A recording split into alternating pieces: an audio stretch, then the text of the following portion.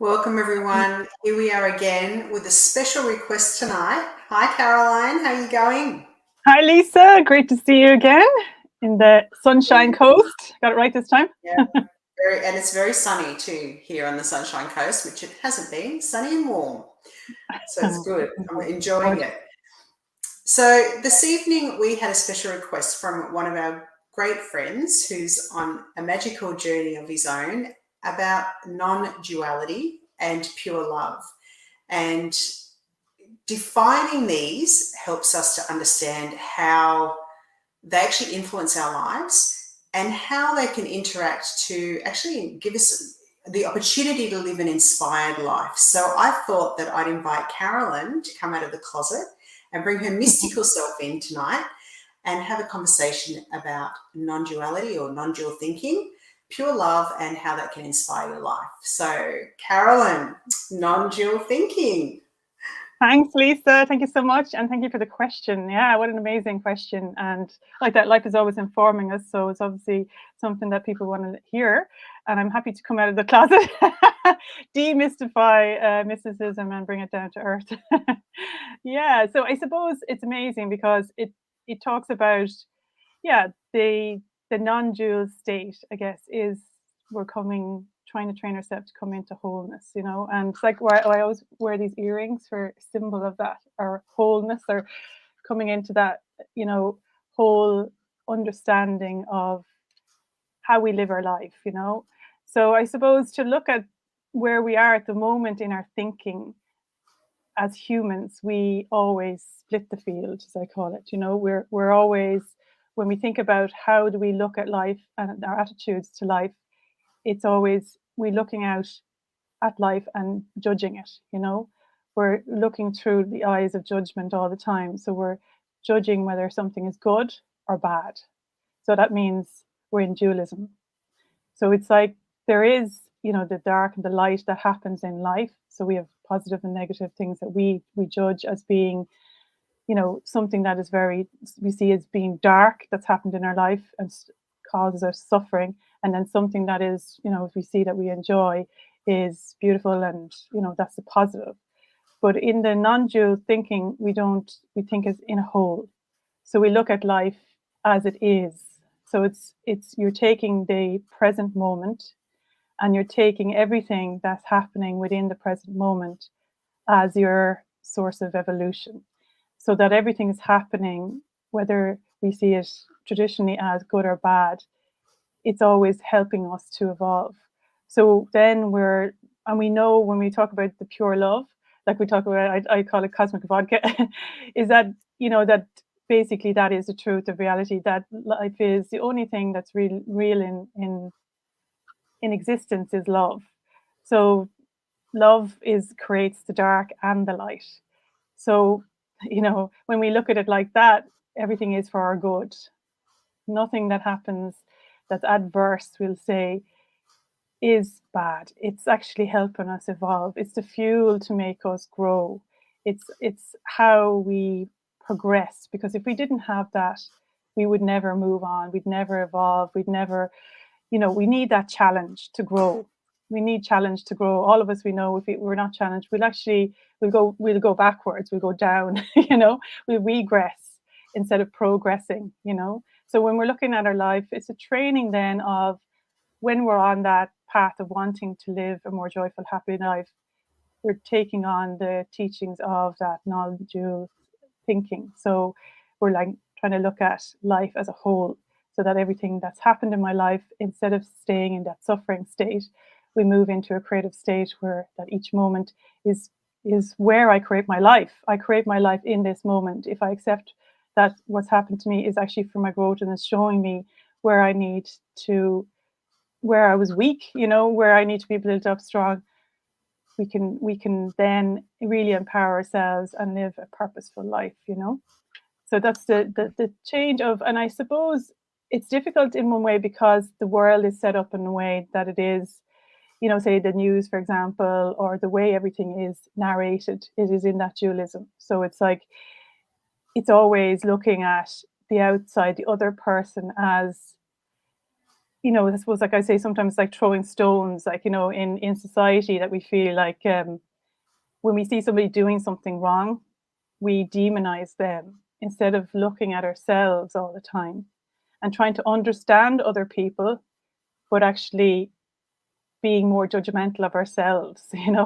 It's the reverse, really, action that we need to be doing, where we're not judging other people, we're trying to understand other people, and we're trying to be more, you know, I suppose, taking more self responsibility and more self leadership, of our own person.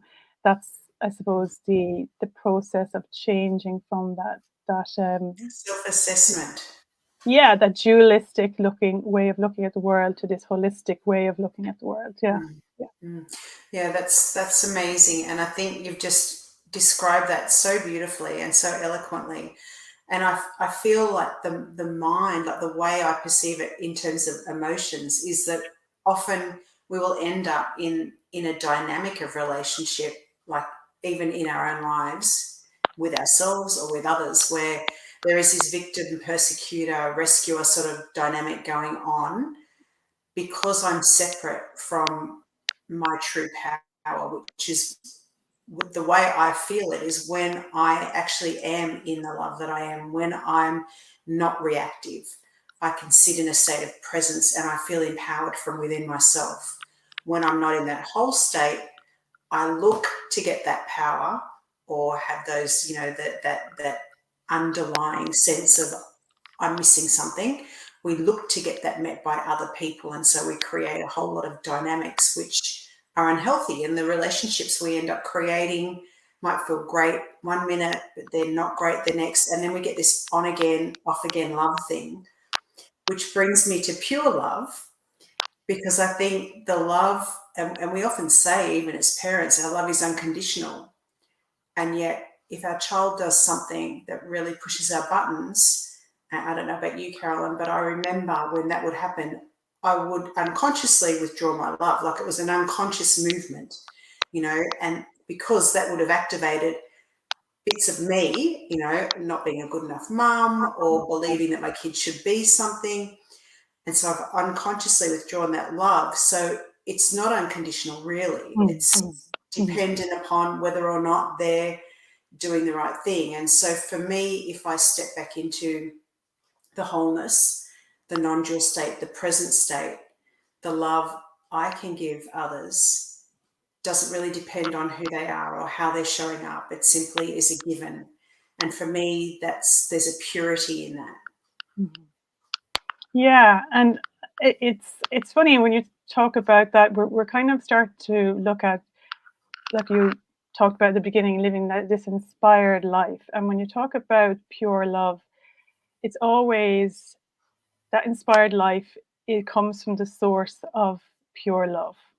Mm. So if you are orientating yourself in every moment from that state of pure love, which is the source of, so divine love, this is like, the state that you are trying to, which will evolve you, because you're using that as a practice in your day-to-day life. And actually, I had 3 points that I had written out for skills that you have to develop to live this inspired life, and that helps you create this state of non-dual thinking.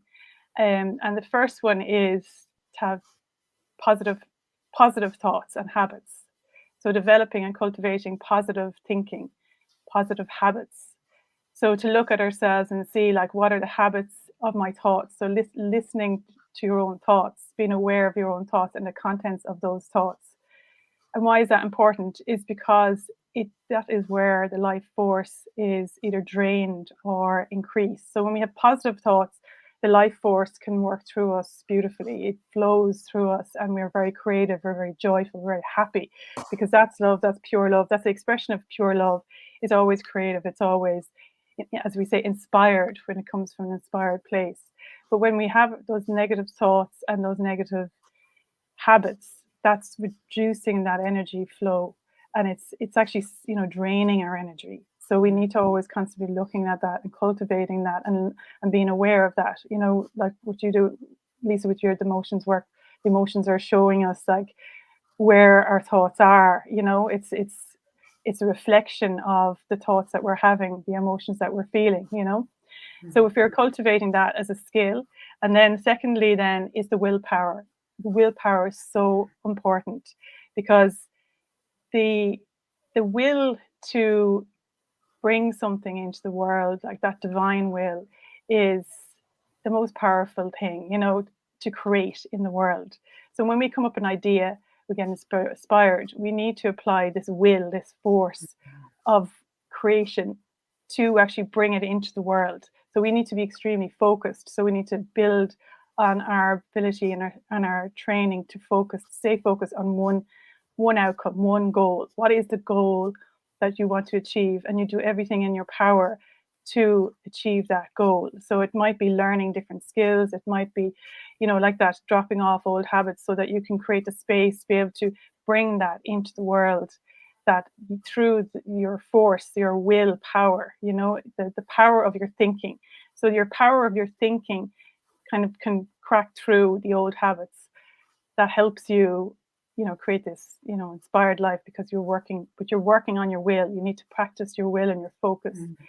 And the third one then is the attunement to the divine purpose. So that's when we bring stillness in on a daily basis, like to be sitting in the morning and just to quieten our minds down, so that we're going from like sometimes I see it like the sea, like you're splashing if you're in Australia and you're in the sea and you're splashing around on the top level and you're having great fun and it's all loud and chatty and there's loads of people around. But then when you want to deep dive, you go down and down and down and down. And it takes a while for you to go right down into the depths of yourself. So you're taking away all the noise. The deeper you go in the sea like that, the more quiet it gets, the more still it gets, and the more you can hear that inspiration coming to you that's specifically for you. And that conversation is what happens there. So we're asking the questions, like a broadcast, like a radio channel that we can tune into. So to tune into that divine channel where we can hear the direction, the creative director speaking to us in what it wants you to bring to the world for its purpose. So that's what you say, the purpose. It's not outside of myself thinking, about my desires and what I wish. It's actually the will of the divine purpose, the blueprint that wants to happen, the position that it wants to put you in. That's where we cultivate that attunement in the stillness. So that's a daily practice of deepening ourselves in that stillness so we can get that information. We can ask the questions and we can receive the information. That's where that relationship, the divine guidance comes, and from the higher intelligence. So then we can bring that into the world. So it's those three things: the positive thinking, the focus, the willpower, and the focus on our goal that we've been, designed to bring into the world, and then the attunement to the divine will, so that then you're living an inspired life because you're working from the inspiration that life has for you, in your life. So you're always, you have to be very precise about that. And the idea of that pure love is staying in that, in that, I suppose that's your goal, where you abide, we'll say, you live, your habitat, where you do everything from that state, from that. Don't ever lose the attachment, that connection. It's like as if the energy source comes from there, the inspiration comes from there. And I think you need to be quite stubborn. I think sometimes you need to be quite intense, you need to be quite stubborn, you need to be very determined, and you need to be very willful in life to live an inspired life, because you have to be very focused, and there needs to be a sense in yourself that nothing else will deter you from that, because there's so much in the world that will actually pull you away from that purpose. Everything is designed to pull you back down from that. So there has to be this complete and utter commitment to that. So like I talked about the contract, you know, that you kind of, I would see it as like a partnership agreement, you know, that you're signing a partnership agreement, that yeah, that you're invested in life, you're investing in life, life is investing in you, and that it'll be a success once you work together, you know. Yeah. Oh, I love that. I love that. You're investing in life and life is investing in you. And I totally feel that. Like the more I come into that attuned state, it's almost like I can feel how much life wants to give me everything that I want.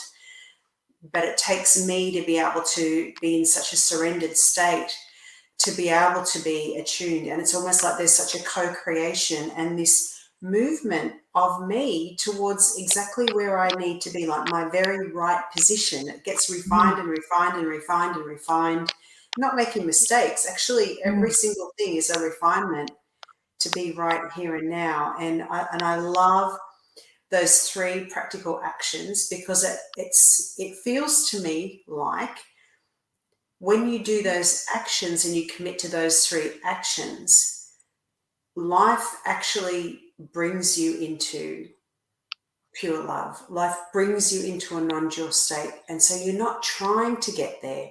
You're not trying to create anything.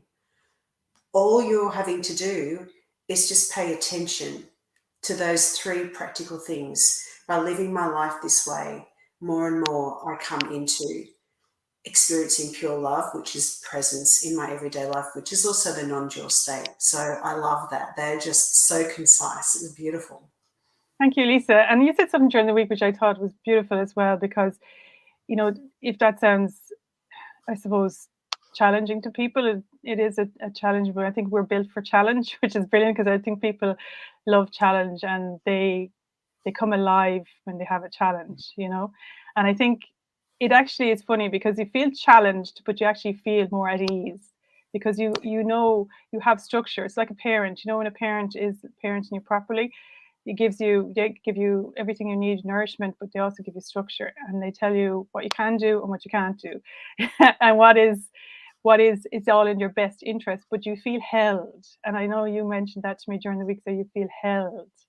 You know, there's a lovely feeling in your nervous system that you are being cared for, you're being protected, you're being held, you're being supported, you're being and then things start turning up in your life to support that, you know, mission. You know, like I say, the investment that you invest in yourself comes back to you. So it's that co-creation then, and then you start to, there's this dynamo effect then where the energy starts to flow in and out, in and out, you know. It's very exciting, you know, way to live, I think, from the kind of barren landscape of not understanding what life is about to having clarity and focus and direction and purpose. Yeah, yeah, yeah. That's true. And it's such a journey of trust, isn't it? Like I find the more I actually sit in that space, the more trust. I'm always being called to trust more and more and more. And that's an interesting journey. So Yeah, it's just because amazing. I was thinking of the it takes, you know, courage and faith, which is kind of makes you fearless, you know, because it's building fearlessness really. Yeah, that's true. Yeah, Yeah. yeah, yeah, There you go. Let's end on that. Building fearlessness. yeah. What a Yeah. way Well, to I hope go. that helped. I hope that helped. Answer the question, and we'd love any other questions that are coming. I think on Wednesdays I'm going to be doing the modern mystic, and on Mondays Lisa's going to be doing the emotions whisperer. So we'd love to cover any topics that you would like to suggest for us. That'd be amazing. And you know, it's our purpose again to answer these questions that are coming to us. Yeah, we love that. Yeah, it's Gives us great. great joy, doesn't it? It does. Great joy. And it's lovely to have you here. Really thank you for your support. And we look forward to enjoying time with you next Monday. Yeah. Thanks, See you on Caroline. Monday. Bye. Thanks, Thank you, everyone. everybody. Take care. Bye.